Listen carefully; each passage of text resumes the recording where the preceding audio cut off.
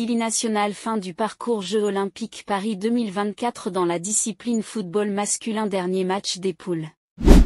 Après 2 matchs décevants de Sili national de Guinée qui se sont soldés par 2 défaites en autant de sorties 2-1 contre la Nouvelle-Zélande, l'équipe supposée la plus faible du groupe, et une autre défaite contre la France qui a laissé une lueur d'espoir malgré la défaite 1-0 acquise dans la douleur par la France. La Guinée avait l'occasion de redresser la baraque, espérer peut-être une possible qualification au second tour à condition que la France bat la Nouvelle-Zélande ou au moins sauver l'honneur. La Guinée rate une fois de plus l'occasion d'accrocher une place qualificative pour même sauver l'honneur. Le Sili national est incapable.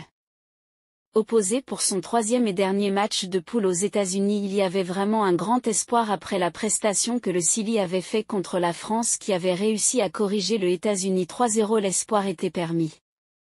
Mais c'était sans compter avec les erreurs monumentales que les poulains de Kaba Diawara allaient commettre dans ce match capital où ils n'avaient plus droit à l'erreur. C'était sa passe ou sa casse.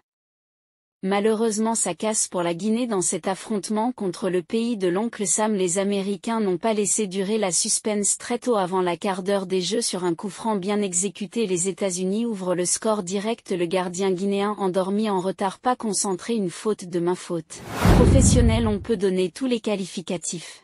Alors qu'il était applaudi, apprécié et adulé, et même vu comme un possible concurrent à Moussa Camara au sein de Sili national, le gardien de l'équipe B de Reims rate complètement son match, encaissant un but en 15 minutes pour ne arranger les affaires à la 34e minute sur une perte de balle. Les USA aggravent le score dans cette face-à-face. Soumaïla Sylla perd son duel pour la première fois dans cette compétition.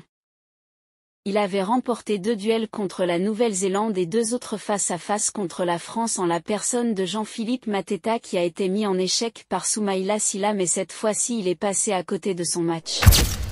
Avant la mi-temps, le tableau de bord affichait déjà 2-0 pour les États-Unis et le score ne va pas changer jusqu'à la pause où Soumaïla Sylla fera les frais de mauvaises prestations de l'équipe et de ses propres bourdes. Au retour, il sera envoyé directement au banc remplacé par Mori Keita, le portier de l'AS Minaire de Sangardi. Mori Keita va donner une bonne impression surtout dans ses sorties aériennes, très rassurant dans les airs mais un peu l'emballe au pied, mais malgré tout lui aussi en une mi-temps prend un but alors que les Guinéens en pied sur le ballon ont espéré une réduction du score ayant la possession du bal 57-43 contre tout. Attente sur une contre après aussi sur une perte de balle de Moriba avant le rond central, le joueur renverse.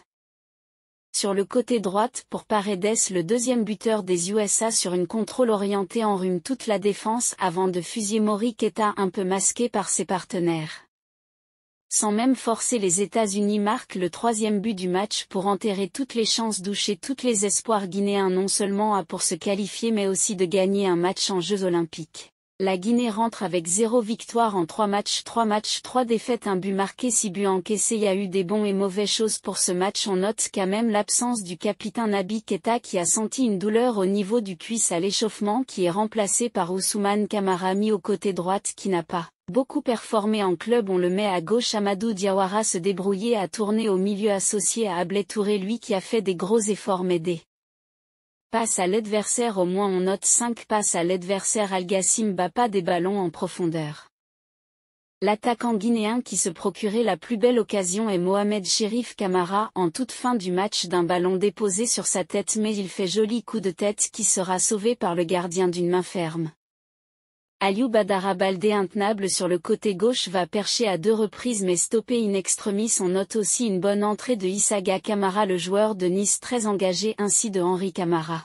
La grande satisfaction vient d'Amadou Calaban Diallo, méconnu du public sportif guinéen. Le jeune joueur Rennes a agréablement surpris les supporters guinéens, très technique, engagé, infatigable surtout contre la France où il a fait des misères aux Français. Le grand regret est de ne pas faire jouer la pépite guinéen, le plus jeune joueur des JO, Mohamed Chérif Fofana, très attendu mais ne bougera pas du banc. On note aussi le public très mécontent qui a huillé le coach Kaba Diawara. C'est ainsi la Guinéen quitte les Jeux Olympiques par la plus petite porte, mais ça reste un plaisir de voir le Sili national dans ces événements planeteurs. C'est un mini mondial pour la Guinée où tous les yeux sont rivés. Malgré l'élimination prématurée et les 3 défaites, il y a eu du contenu, du jeu technique tactique. La Guinée n'a pas été ridicule dans ces Jeux Olympiques avec Moriba très technique, mais son problème, il garde trop le ballon, surtout pas procès mais très bon dans le jeu du corps. Le joueur de Leipzig gagnerait beaucoup à ce Projectez de l'avant et lâchez le ballon à temps. Bonne chance pour la suite. Abonnez-vous.